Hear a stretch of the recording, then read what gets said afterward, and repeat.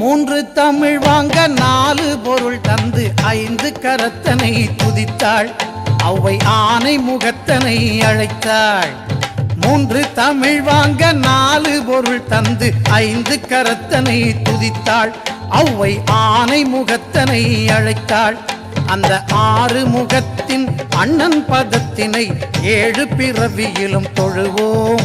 நாம் எட்டு திசையும் புகழ் பெறுவோம். மூன்று தமிழ் வாங்க நாலு பொருள் தந்து ஐந்து கரத்தனை துதித்தாள். அவ்வை ஆனை முகத்தனை அழைத்தாள். அந்த ஆறு முகத்தின் அண்ணன் பதத்தினை ஏழு பிறவியிலும் தொழுவோம். நாம் எட்டு திசையும் புகழ் பெறுவோம்.